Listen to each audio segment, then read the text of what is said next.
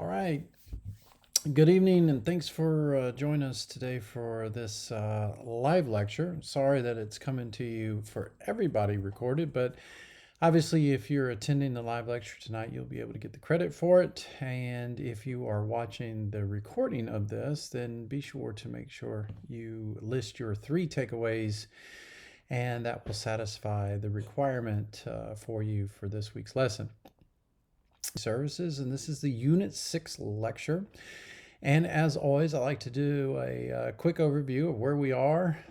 We have already covered the first, technically 5 units of this study because this begins week 6. And today, however, I'm going to actually go back a week in time because on our first live lecture of week 2, we covered units 1 through 4. And so tonight, I'll do units 5 through 8 for you as well. Some course expectations, remember, as always, just real quick, I've said before about the 200 word count. If it says that in there, that's kind of like a benchmark, so that way you can kind of gauge of how much you need to be writing. But I'm more interested in the persuasive argument or the informational prose that you might have. In other words, like the English teachers usually will tell you, say more with less. So if you are able to articulate a good solid argument or defense or information for whatever it is that we're going to be writing about, these are mostly in your journal reflection entries, then that is fine. If it's like 150 words, I don't count the words. But again, if you want to write 300, 400, 500 words, I'm not really looking for extra credit either.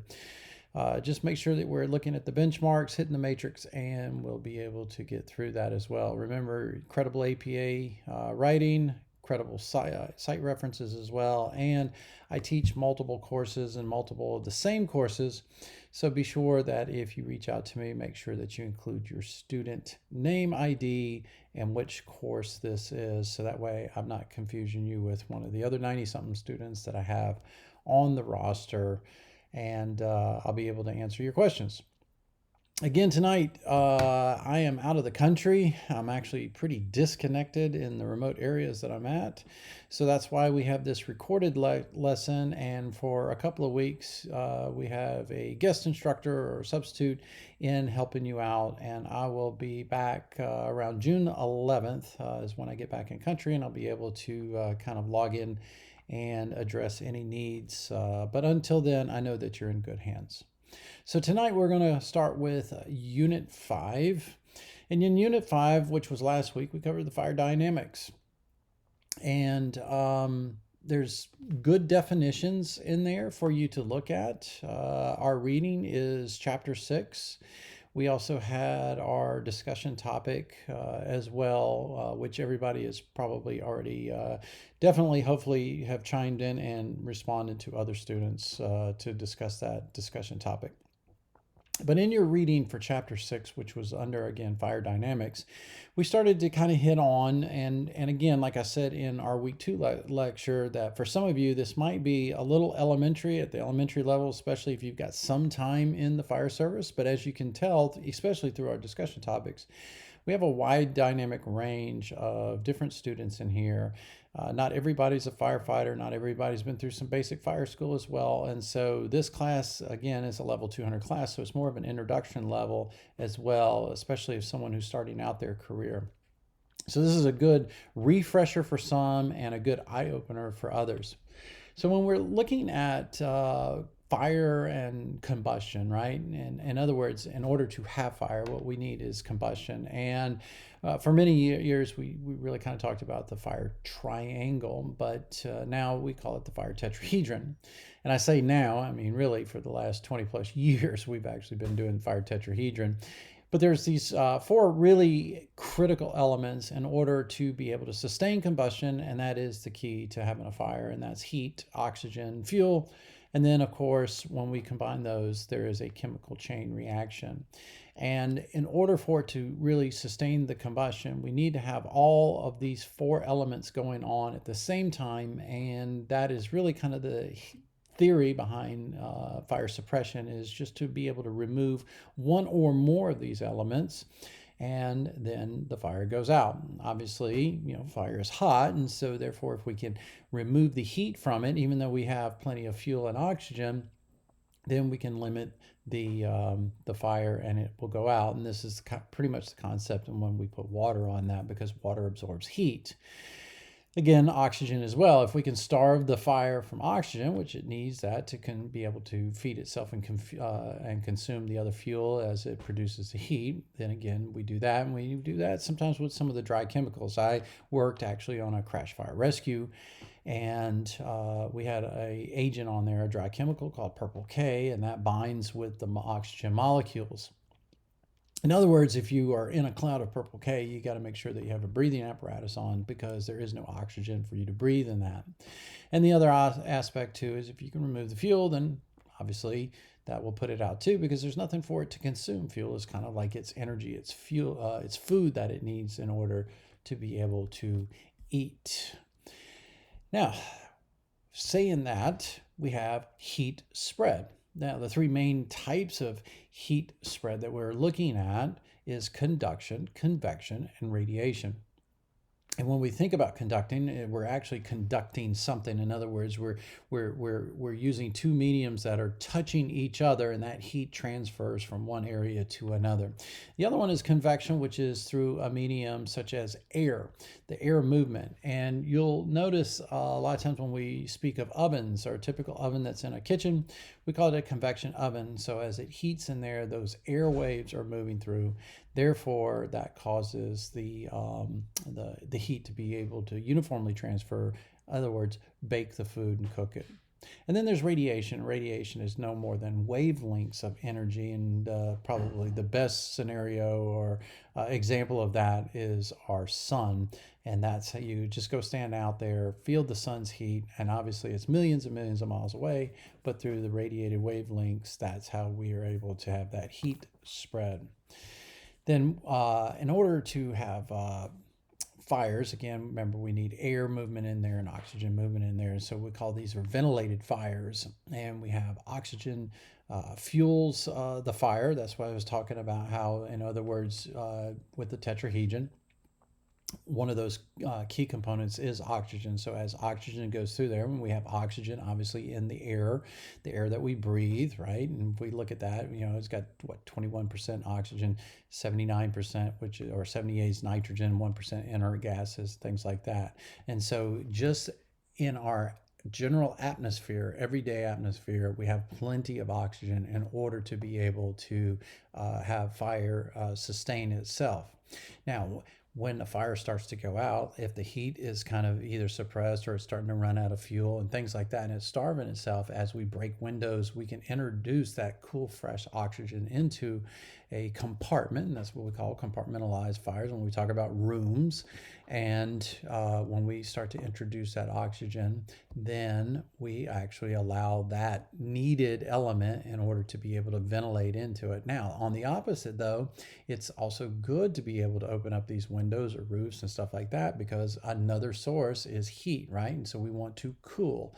And so if we can remove the heat from the fire and we can get it where it's too cool in order to sustain the combustion, that is good as well. So as we open up these windows or cut holes in roofs and things like that, we're allowing the heat to escape. Now, there are obviously some inherent risk with that. So if you have an oxygen starved fire and all it really needs is the oxygen in there, and you do that too quick and you allow this cool, super cool oxygen to run right into there, then we do run the risk of a backdraft, and also known as a smoke explosion, because everything is in there. It's usually filled with the byproducts of incomplete combustion, i.e. smoke. And once that oxygen hits it, it combusts really, really super fast. Another area of concern too is if we allow too much oxygen in there, and we truly have like a wind ventilated fire, then we can also run the risk of flashover.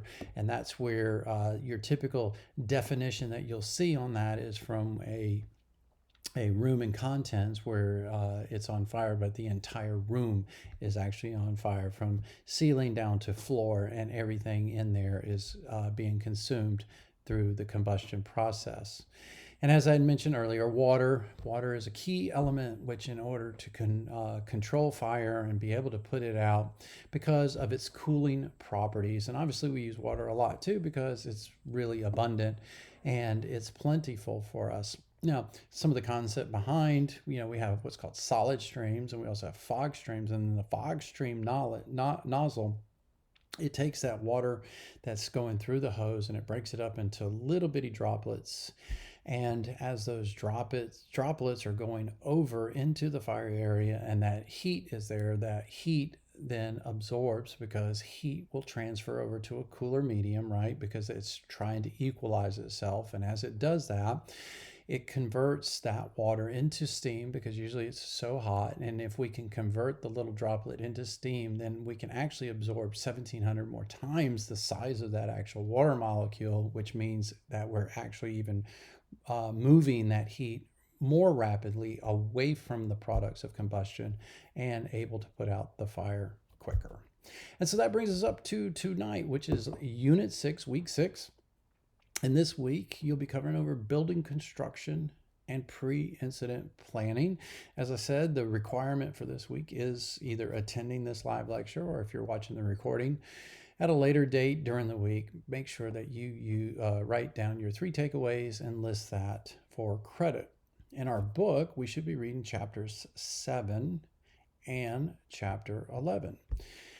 So how do buildings respond to fire? This is a question, right? And in the book, it really kind of covers some of the historical view on that. We have brick and mortar building construction, and that is really, really good. Obviously, it's very retardant to fire. It's steady. It's solid. But as history progresses and things become not only more demand for things, but there's also cost factors involved too. And so we started to move more and more toward lightweight wood frame construction. It's easier to build with, it's cheaper to produce, and we can mass produce it obviously a lot quicker as well. And in today, we also have a lot of recycled materials that are also combined with other materials as well. And again, this is really more for the reduction of cost. As we can continue to reduce costs, it hopefully helps reduce the cost for the expenditures, not only for the people that are buying it, for the people that are actually trying to purchase as well. We also have 3D printing materials. And what's really good about this stuff is that even though it's lightweight, we can also, because it's prefabbed and the things that we're putting into it, the synthetic materials and stuff like that, is very, very structurally sound. Not only just for the building itself, but also other natural elements too, from wind to tornadoes, hurricanes, things like that. But however, if it is subject to fire, it burns much faster, especially all these synthetic materials that are in there. Now, there are different types of building construction to consider. If you spend any time in the fire service, especially if you move over into the prevention area, then you'll actually start to really know and understand these and probably understand them through memory and not have to keep looking them up. But there's the type 1, which is a very fire resistive type of construction. And this is the best overall protection. It's non-combustible, or it will have some limited combustible properties to it. It can withstand fire for a limited duration. And when I say limited, it's 3 to 4 hours. And these are really considered from the walls, the floors, and the ceiling. These are usually found in your poured concrete and or steel buildings. The next one is type 2. And as you can start to see, there's a pattern, type 1, 2, and we'll move through them. But the type 2 is a non-combustible. So we've gone from a fire resistive now to a non-combustible. This is a metal frame. That's the most common. They're usually prefabricated. You might have referred to them as a butler building before. And they usually have about a 1 to 2 hour fire rating. Because steel exposed to direct heat will start to yield at a certain temperature. And then that obviously will start to affect the structural integrity of the building. Then there's type 3. Type 3 is your ordinary. This is where you start to see, like in your houses and things like that, in your residential areas. These are called non-combustible material. There are non-combustible materials that are used, usually only in the exterior walls or the structural members. They're mostly wood, everywhere else in there. So depending on what area, I live down in South Florida area, and we're obviously prone to hurricanes. So most everything that's especially on the first floor construction is all concrete. Once you move up over the first floor, then you'll start seeing more of the wood construction. Now, of course, I spent a 30-year career initially up in the Atlanta area, and everything up there is just wood frame, wood frame, wood frame. Uh, One of the things, obviously, when you have wood frame, it's obviously prone to collapse. And so when you have a structure that is on fire like that, and especially if it's wood and it's being held by gusset plates where you have truss construction, especially in either the flooring or the roof, you have to understand that, especially if you do a lot of aggressive interior firefighting, about the collapse on that. And that moves us up to type 4, which is the heavy timber. You don't see that a lot anymore. You did see that, especially back in the 18th, 19th, early 20th centuries. The exterior walls and interior components are non-combustible. They'll have about a 1 hour rating. The structural members are usually greater than 8 inches in their overall circumference there. And they have about a 2 hour rating just on the structural members. So these are really, really, really structurally sound, and they're very resistant to collapse. And then our last one is a type 5. And type 5 is wood frame. That's mostly combustible. You also have in the type 5 too, in your residential areas, like lightweight construction. These are their fire resistant rating is usually reduced, not in hours anymore, but now we're really talking about minutes. And I apologize, I think I was talking about the residential up on the type 3. I meant to say on type 5, so my bad. Pre-incident planning, when we're talking about construction.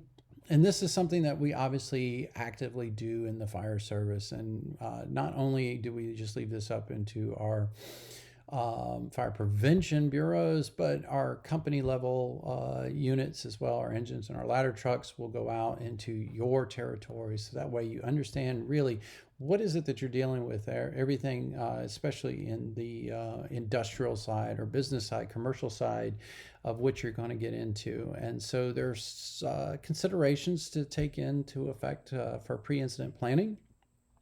You know, what is the whole process? What does that look like for your agency, and how do you do that?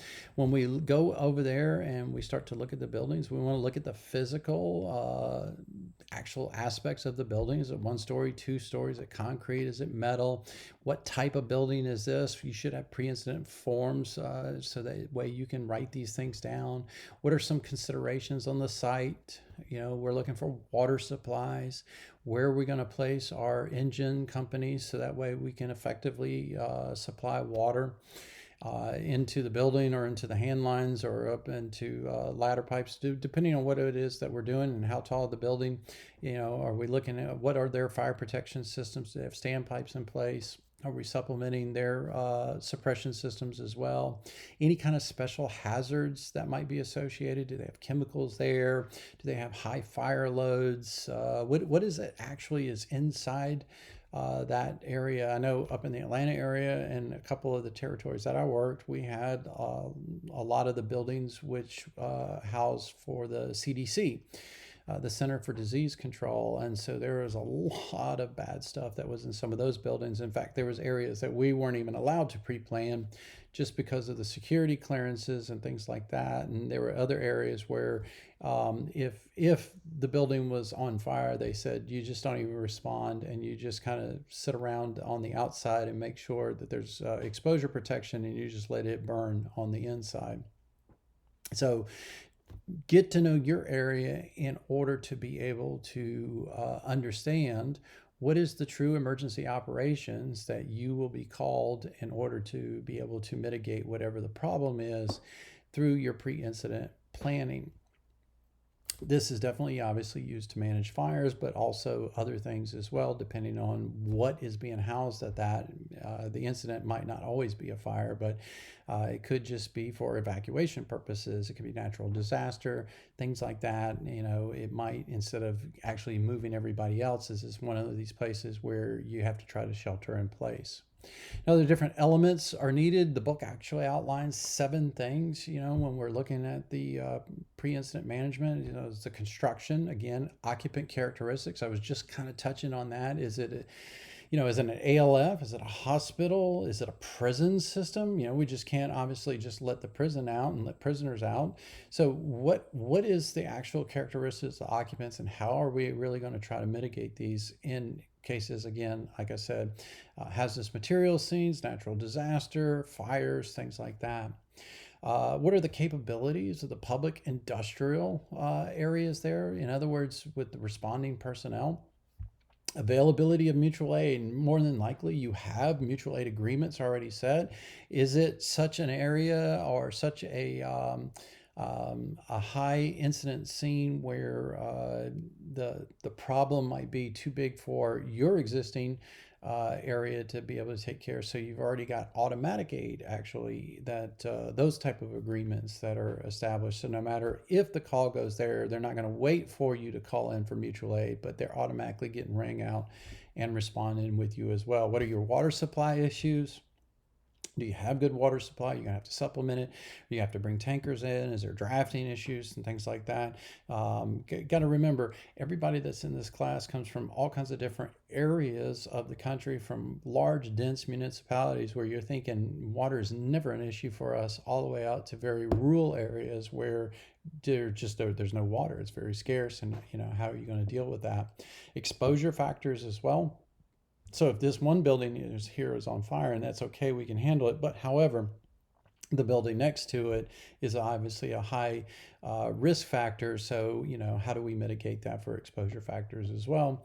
Runoff, things like that, especially if we're pumping water in there into a building and we have bodies of water, streams, things like that.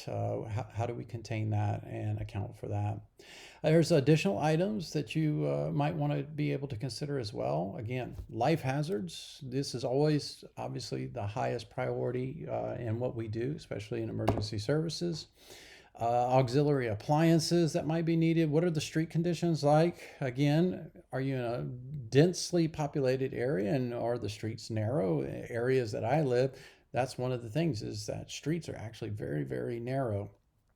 Apartment complexes, things like where you can't even get ladder trucks in really well. Are you out in an area where it's a lot of dirt roads, things like that? The area, the height of things around there, location, the time of day. Are you going to be able to tackle this differently if it's at 2 o'clock or 3 o'clock in the morning versus 3 or 4 o'clock in the afternoon? Again, hazardous materials. We just touched a little bit about that. Look at all this, from hazardous materials to occupant safety and things like that. These are the things that you have to consider. Communications. Communications is a big issue. Most everybody's pretty much P25 compliant now. We're all in digital systems, and we keep moving our communications forward and forward and forward. But one of the things I know, especially down here in South Florida, communications does become a big issue, especially if a hurricane comes in and starts taking down all the cell towers and repeaters and things like that. Do you have backups in place for that as well? Or are you in areas where just communications is just not really, really good due to all the construction or the area that you're in? And then the command structure, what does that look like? Now, the book also outlines 6 processes in order for you to be able to achieve some of this. And one is data assembly. And as you go through your college career now, and if you're just starting, and you're especially in the administrative side of the fire service, you probably already have a pretty good understanding that we are now data driven. Everything is getting more and more and more data driven in order to be able to make our persuasive arguments, from everything from budget to being able to justify additional hiring of people, to equipment, to anything. It's really about data. If you ever written a grant, then you'll also understand the importance of data collection in order to be able to argue successfully for grant awards as well. But some of those processes, again, is assembling all the data in order to understand what it is that you need, consolidation of it, the overall operation, and then when you put this plan together of how you're going to be able to mitigate whatever it is during this pre-incident plan, then how are you going to disseminate this operation of the plan? Who are the key players? Who needs to know? Is it something that you really need to actually maybe tabletop and have exercises? I've worked several airports, one up in Atlanta, and then down here I have Sarasota Bradenton International Airport, and every year they go through exercises as well for things like that. If there's a large airline that comes in and crashes and things like that. You want to be able to review and evaluate the plan, make sure that it's working well. And then again, this is what I was just touching on about training or special circumstances of the plan. And, we took it a step further always too, every other year, where we actually would bring in and hire, they were volunteers that would come in and act as patients.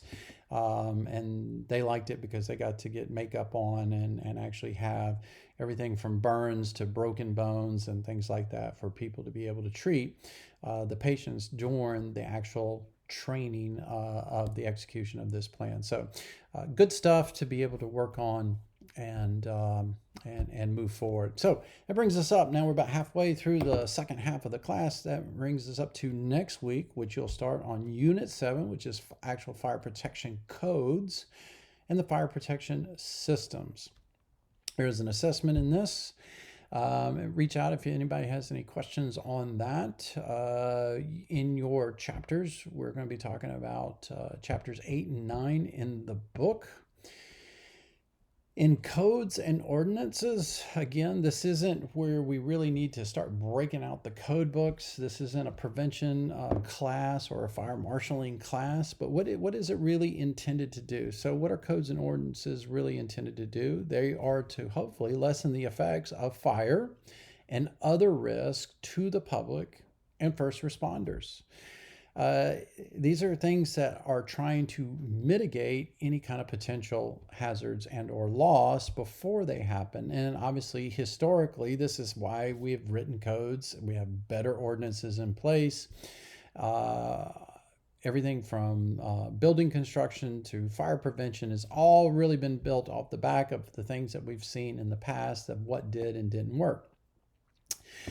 It is geared to obviously protect property, not only the property of an individual or business as well, but hopefully if everything is in place, it will also obviously protect others' property as well.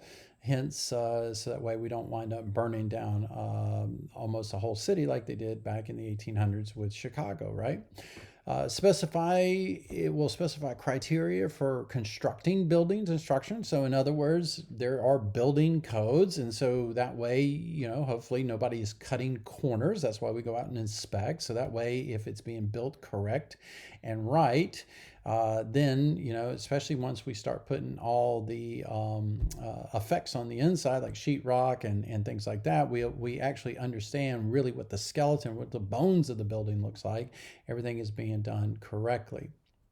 And most codes have about a lifespan of 3 to 5 years, and then they're updated. And this is why, hopefully, that we don't get stuck in a rut and we're just doing the same thing over and over and over, because everything progresses. Everything from the ways we build things to the material that it's being actually manufactured.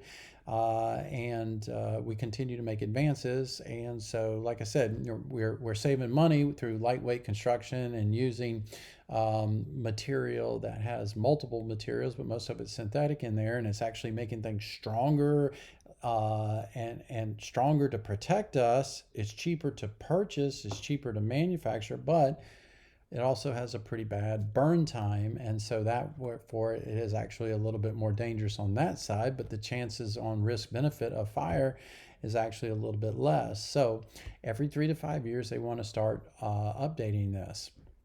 Now, one good thing about the code section is that it can or it cannot be adopted by what's called the AHJ, which is the authority having jurisdiction. So who has authority within these geographical bounds or this jurisdiction? And that's going to be, your local fire department. You go beyond the local fire department, it might be a city, it might go up to another level, up to like a county level. And then after that, it usually winds up going up to a state level. And so within your state, they will set the parameters as an authority having jurisdiction, and you can start to adopt certain codes. So if you go to, the state of Texas might adopt something different than the state of Florida and vice versa. And then as you trickle down all the way down into the municipal level, they can't lessen the codes, but some can actually strengthen the code and make it even more safe or a little bit more stringent for the people that are building there or conducting business in there. Again, you can always strengthen something, you can always make it a little bit better, but you can't really take away from it. Now, when we're talking about codes and the authority having jurisdiction, actually, let's talk about code enforcement. Um, Now, there is a statistic in your book which is kind of interesting. It says that every major fire in the last 100 years involving fatalities contributed to the failure of the implementation or enforcement of fire and life safety codes. So that's why I was saying all these codes are kind of historically built off the backs of something, some failure point where either buildings failed, people cut corners, to where people were actually injured and or fatalities occurred. And so we get these groups and these committees and we start to look into it and we start to say, okay, how can we strengthen this? How can we make it better so that this doesn't happen again? And so therefore, then that's when we can get compliance, or we actually achieve the compliance through the code enforcement. And part of that is by, one, annual inspections. And this is why you go out in the fire service to do annual inspections to make sure that not only, hopefully when the building was built and it got what's called its completion certificates, right? Or certificate of inspection, and it was able to now say, okay, yes, you can conduct business, it's safe, but people in business, not only do they transact business where they sell their business and other businesses come in and they start to change things, they add on, and buildings are notorious for this, where it was designed for this one special purpose, but now somebody else has come in 20 years later and now have moved it into a whole nother different purpose, which is so different than what the initial code was on that building. And so this is why we go out and we do these annual inspections, to make sure that people are still compliant. And if not, we try to bring them into compliance. And we can do that obviously through education as well. We can educate our people. And that's why when we go out, we should really truly be good ambassadors out in our community and not look as enforcers, where we want to write people up all the time and put people in court. And sometimes that's just what you have to do in order to get through some people. I understand that. But a good educational presence as well will go a long way with that as well. Now, there are 4 types of inspections. There's a permit-based inspection. This is compliance with the permit that they were issued for the business. And we were just kind of talking about how, when you build something and you open up a business, then you initially are getting it CO'd for that, but things change. And businesses change, and they come and go, and they sell and they buy, and what it initially was built for, now it's something different. I used to see a lot of this, especially like in churches, and then all of a sudden they decide now we want to open up a preschool. And so it's a very different dynamic, even though it's assembly, but now we've changed it to a school, and now you have children in there, and now we have different rules, different rules for how we deal with children, especially in the assembly area, and means of egress and things like that. So I don't want to get too deep into the weeds, but that's just one of those that I know that we used to see a lot of times, where people are like, well, we just wanted to do this, but now we got to start changing everything and running different types of suppression systems and fire alarm systems. But yes, because that's the way the code is now. There's also routine inspections, and this is what I was talking about, especially if you go out every year. Depending on your cycles, you might actually have a business that, just because of what it is, you might only go out every 2 years. But also, again, if it's a high risk or a high life frequency, or a high life hazard, it might be something where you're actually going out every 6 months to do an inspection as well on that. There are compliant-based inspections. Now, these are usually a response to some type of a complaint. Now, someone has seen something, they don't like what's going on, They think there's fire hazards. This wasn't what the building was intended to do. They got too much junk laying around.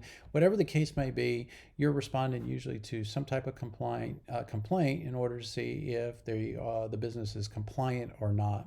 And then we have special hazards as well. And these are just general code violations, and we'll notice stuff like that, and we can start responding. And usually the first step with most fire services that I've had familiarity with is just, hey, here's a notice, correct the hazard, and we'll come back out in X days. So depending on the severity of the hazard, you might come back out the next day, you might come back out next week.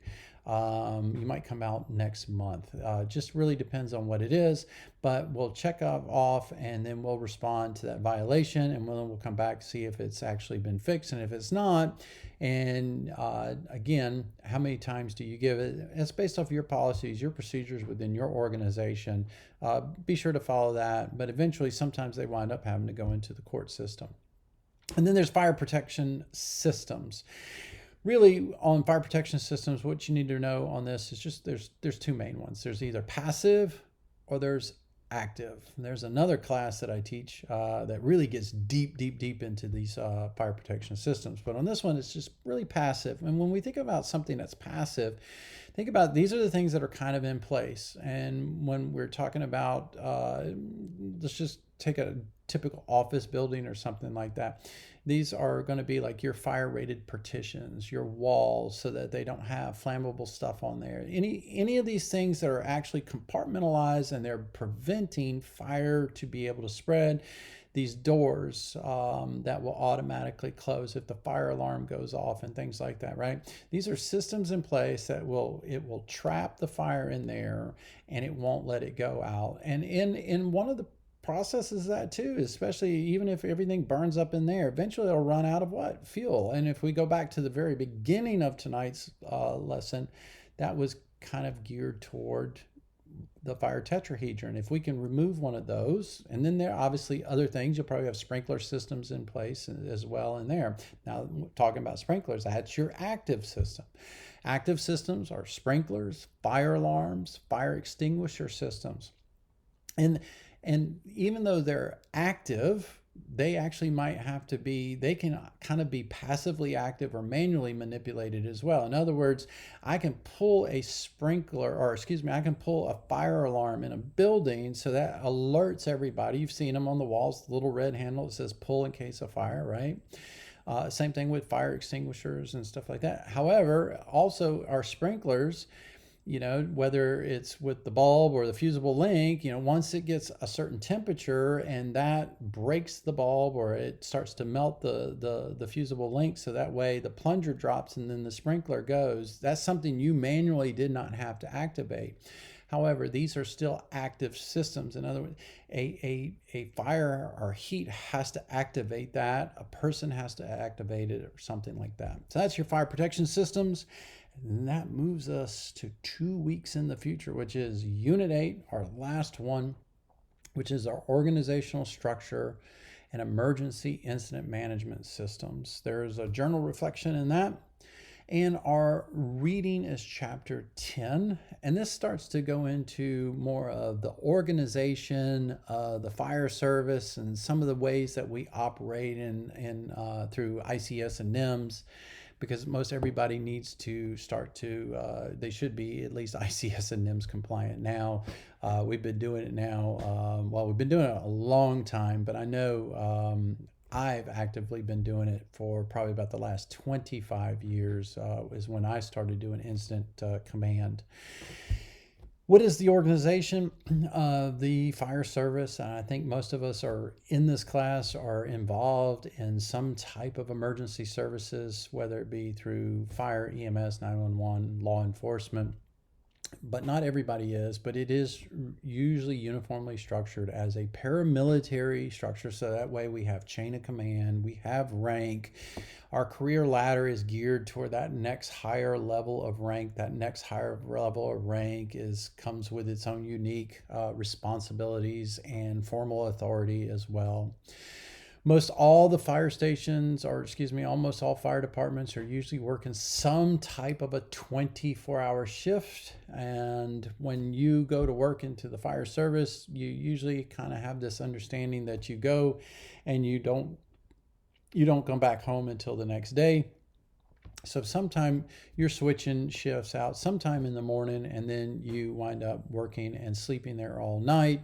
That is the tradition. And now there are areas now where more and more we're starting to talk a little bit more about not only our physiological responses to being woken up multiple times during the night, and our sleep patterns being interrupted and things like that, but there's also mental health aspects. And so there's more and more science that's coming out to say, what type of shifts are actually better for the fire service. And so you might be involved in one of those now where you're looking at, or you've already transitioned to a 24-hour 72 off shift. Another big one is 48-96. So there's a lot of them out there, and it just really depends on your department and where you're going with that. Different types of fire departments, since I was saying it really depends on your fire department. So are you a volunteer, a combination? Are you career? Are you public safety? Volunteer, obviously, the majority of fire departments in the United States are volunteer, right? That is the bread and butter of the fire service still. You'll find them in the rural areas, and most of the time it's just because you don't have the infrastructure and you don't have the revenue stream in order to be able to support true career fire departments out there. But most people have a stake in their community, and so this is why they want to obviously volunteer to help their fellow neighbor. They're in the rural areas, the smaller areas. Most of them rely on donations. They'll have fundraisers, auctions, pancake breakfasts, obviously rely a lot on grants as well. Then you also have a combination department. So it might be a little bit of, yes, we need the volunteers to truly maintain it, but we do need a few people here to kind of staff or do some administrative oversight as well. And so you'll usually have some type of a combination of volunteers with supplemental firefighters, which a lot of those guys, in especially working in some areas that I've worked before, I've noticed that they were actually career firefighters somewhere else. And then on their 2 or 3 off days, they would go and work at a combination department, because a lot of combination departments sometimes will work either 8, 10 or 12-hour shifts, but sometimes 24, if depending on the pay or the way they're set up. But a lot of them, they're a little bit more flexible. And then there's a public safety department, and some of you might actually work with a public safety department. That's usually where you really combine in the law enforcement and the police side. They're kind of dual role. The officer really is mainly going in as a police officer, and a lot of them are carrying turnout gear in some type of a separated compartment. And if a fire comes out, then they'll actually respond, and then they'll become a firefighter, and someone else is bringing the equipment over there. You might see this also in combination department as well, where the larger field of firefighters are being supplemented by a public safety entity as well. And then there's career. I will say this is where my entire firefighting experience. I've worked with 2 career paid departments now.